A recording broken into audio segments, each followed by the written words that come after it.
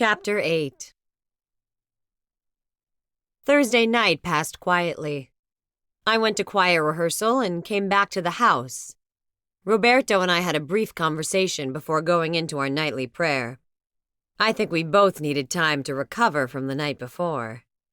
As predicted, sleep was hard to come by, and my dreams when I did fall asleep were very erotic, to say the least. By Friday, I was missing Roberto and ready for him to come home. "I miss you," I confessed when he called. I missed you too. "I'll be glad when you're home." Me too. "Any idea when that'll be?" I didn't want to add pressure to the mix he was already under, but I wanted him here. I'm working as fast as I can, baby. He reminded me. "I know, it's just... This is the first time you've been away since we've been together. I didn't think it would bother me this much." I admitted, because it was the truth. I thought of myself as somewhat of a loner. Being alone didn't typically bother me. It was now. Hold tight, and I'll be back before you know it. He promised. We said our prayers and disconnected. To pass the time, I went into the bathroom and took a long soak in his garden tub while reading my book. Afterwards, I put on one of the lace boy-cut panties Roberto purchased and raided his closet for one of his button-down dress shirts that still had a bit of his scent on it. The shirt fell to mid-thigh and made me feel closer to him. About 11, I read the last page of my paranormal romance, set it to the side, and went to sleep. The feel of the mattress dipping beside me woke me out of a sound slumber. "What?" Shh. It's just me. Go back to sleep. Roberto said. A glance at the clock showed it was 3 in the morning. "Why didn't you tell me you were coming home?" I asked, around a yawn. You would have left, and I wanted you here. He tossed a few pillows onto the floor and moved around until he was comfortable. "I should go to the guest room." I lifted the cover to suit action to words. Roberto's arm snaked out and grabbed me by the waist. Just let me hold you. I'm so tired I don't have energy to do anything else. Tired and sleepy myself, I wasn't difficult to convince. I scooted back until his body spooned mine, readjusted the pillow under my head, and let my body sink into the mattress. "Did you bring Justin with you?" Yeah, he's here. Not too happy about it, but he came.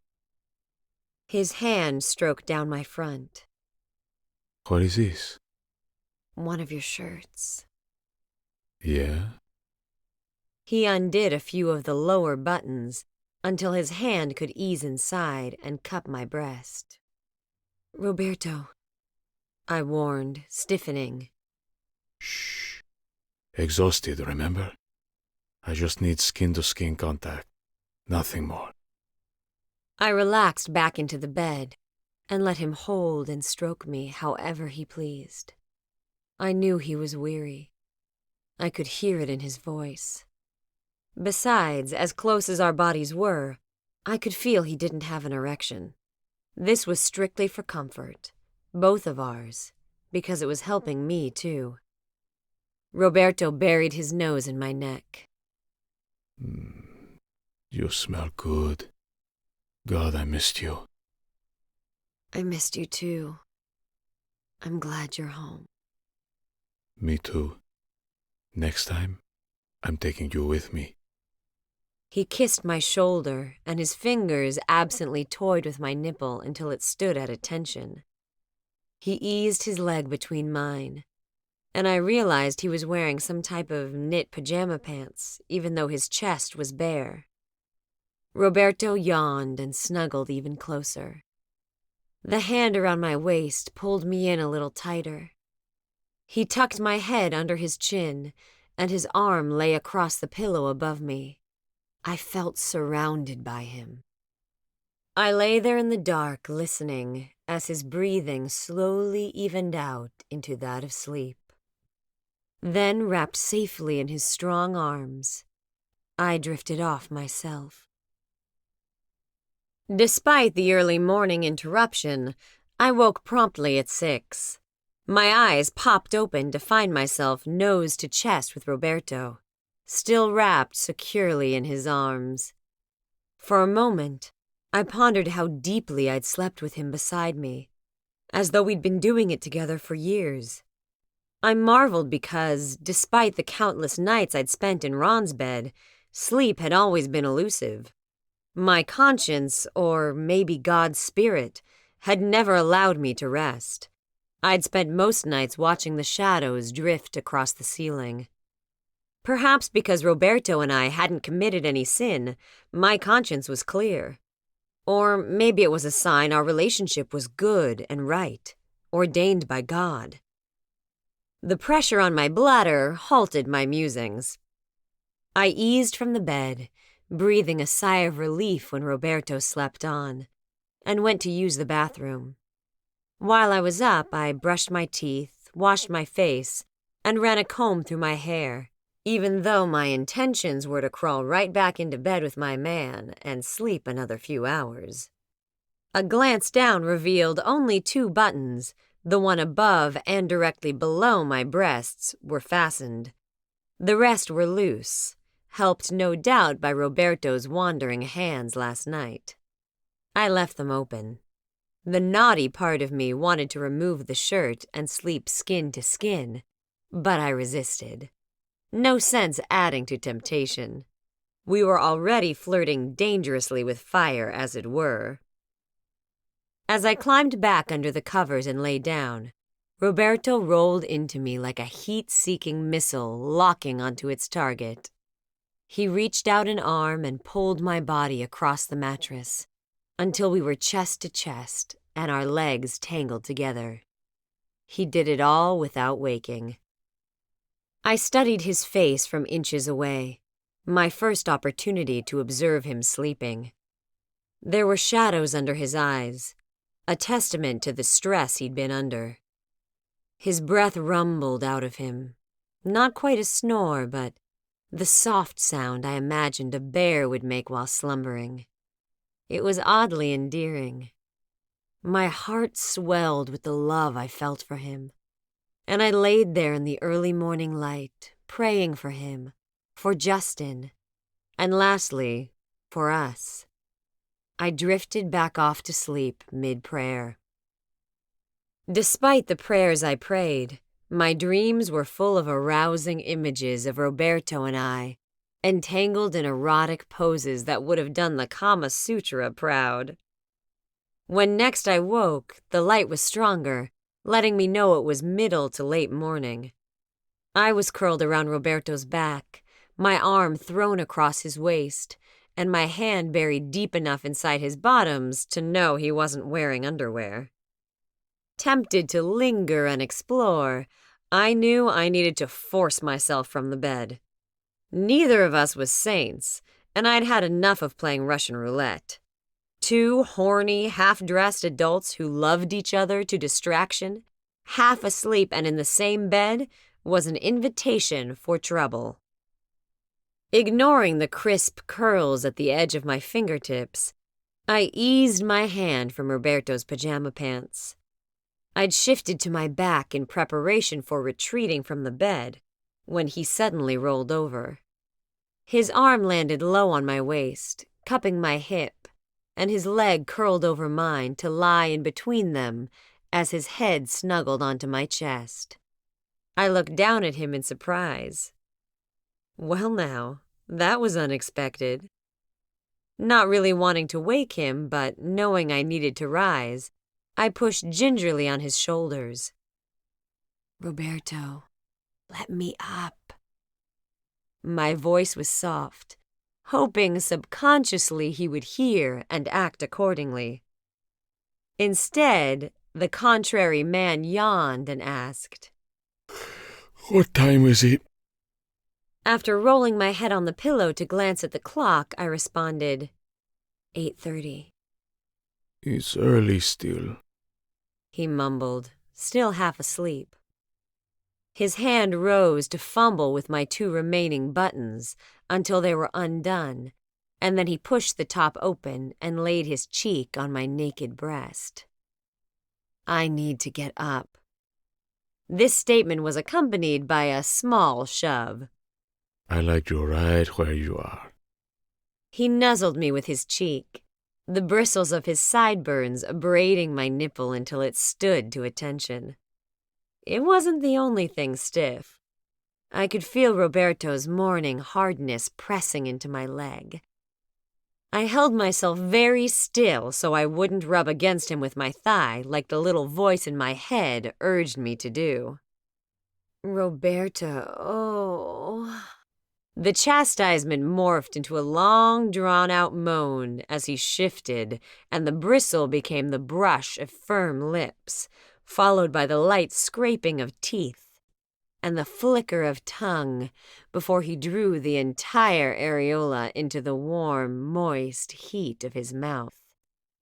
Of their own volition, my hands shot to his head, holding him to me even as my mouth protested. Baby, no. We can't do this now. We're playing with fire. Just a small one, he murmured as he switched breasts. He drew a circle with his tongue around the puckered tip. I won't let it burn out of control. Roberto moved so his upper body was braced on his forearm as he leaned over me. His lower body lay alongside mine. My head continued to war with my body. Already on edge from my dreams, I didn't know how much more I could take when Roberto brushed his hand across my mound, his fingernail inadvertently scraping my lace-covered clit. You're wearing the panties I bought. With a muffled shriek, my hips lurched up off the bed. Roberto reared back in surprise, gaping at me. Taking advantage, I shoved him out of the way and rolled to sit at the side of the bed, breathing heavy, trying to regain control. I needed so badly. My fists were clenched and teeth gritted to keep from reaching for him and giving in to the lust coursing through me. In all of our playing around, I'd never been aroused to this degree before. I was actually shuddering. Nina, querida, Feeling the heat of his hand near my back, I nearly threw myself off the bed. Don't touch me! The words were harsh. I can't. I just... Give me a moment. I finished in a much kinder tone. Shakily, I did up the buttons of his shirt. I could feel the weight of his stare on my back. He and the bed were still much too close. Walking on wobbly legs, I headed for the bathroom and release. There were times in my life when the need for sex got too strong, and I had to handle business myself. This was one of those occasions. My hand was already on my stomach, headed for the folds of my sex, when Roberto caught me from behind. I immediately struggled. Let me go. Shh, baby. I can help. Despite my frantic movements, he held me securely while his hand dipped inside the waistband of my panties and struck gold. My knees buckled, and I collapsed against him as he stroked me in a manner guaranteed to make me lose my mind. Dios, you're so wet. He groaned into my neck as he kissed and suckled the skin. To keep from falling, I reached back and grabbed a hold of his shoulders. He used the arm bracing me to lower my underwear, giving him a freer range of motion. His fingers glided toward my entrance, and my legs parted, granting him access, of which he took immediate advantage, penetrating my core. You're so tight, he breathed. I was beyond words. Husky cries and whimpers fell from my lips. My hips pumped, gyrating wildly as I sought relief from his thrusting fingers. That's right, honey. Take what you need. Roberto brushed his thumb in a circular motion across my clit. I came up on my toes as my back bowed, body rigid. My nails dug into his shoulders, scoring the skin as an orgasm rocked through me.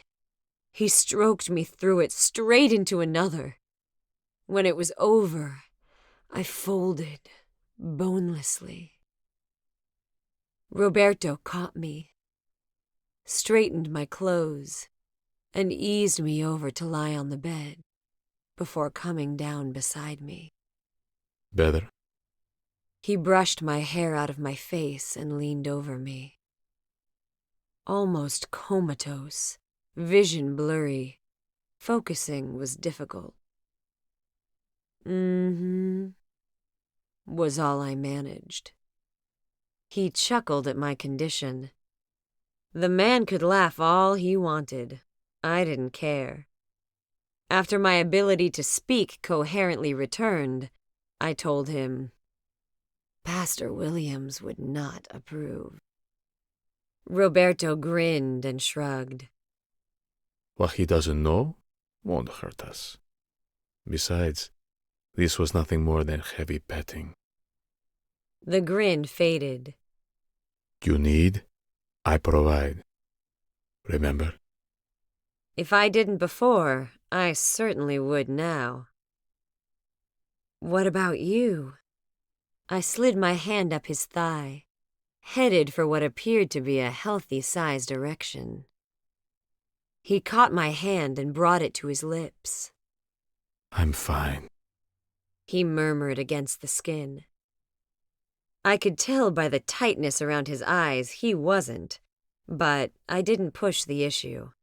We'd done enough. I cupped his cheek instead. Thank you. My pleasure. The smile he gave me was wicked. You're a moaner, a loud one. Good thing the other bedrooms are all upstairs. I could feel myself turning red, and brought my free hand up to cover my face. Don't be embarrassed. I think it's sexy. The sound alone was almost enough to make me come. Lowering my arm, I turned my head to look at him. Why didn't you? You need a release just as much as I did. The wet spot on his pants told me just how aroused he was. Pleasing you was enough. I didn't believe him. Rising up on my elbow, I slid my left hand into his hair and kissed him. The kiss was soft and sweet, intended to be a gentling of the fierce arousal I could feel tightening his body. Pulling back, I asked, Are you sure? I'd be more than happy to give in return. He dropped a quick kiss on my closed mouth. Positive. Roberto stood, and I couldn't prevent my gaze from dropping to where the front of his pants tented.